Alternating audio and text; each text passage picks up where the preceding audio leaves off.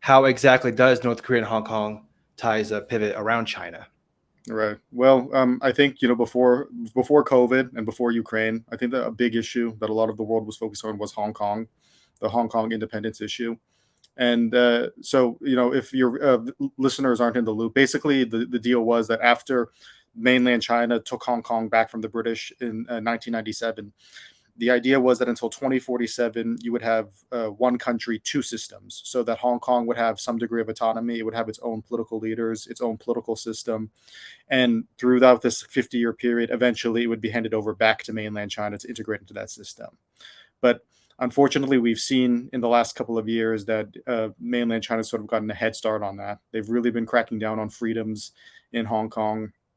What really kickstarted all of these protests was this law that would basically extradite citizens who left Hong Kong back to mainland China if they left, if there was any cases related to the PRC. And what really scared people about this was basically if there were any political dissidents that criticized the Chinese government from Hong Kong, basically they could be extradited from anywhere in the world and brought back to mainland China to face trial from the PRC. But yeah, so then basically this kickstarted a whole series of protests that slowed down during the pandemic, just because COVID-19 made everybody stay indoors, and of course the PRC, they took advantage of that to prevent protesters from demonstrating. But basically, from this one national security law, China has just been clamping down more and more on liberties and personal freedoms for the people of Hong Kong.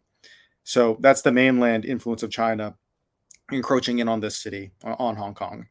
Now, where North Korea is involved is that I'm sure a lot of people know China is North Korea's number one economic trading partner. It's the lifeline for the regime.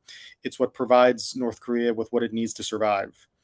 Now, Hong Kong is sort of in this gray area between mainland China and North Korea. As we know, Hong Kong is very good for business throughout Asia. It's a hub for so much commerce, for so much business between various Asian countries. So what North Korea does is they set up these shell companies or various fronts to get around international sanctions. And as the mainland influence encroaches onto the island of Hong Kong, basically the fear is that China will be less willing to cooperate with international authorities in enforcing these sanctions. And then basically North Korea will be able to get scot-free with its illegal operations.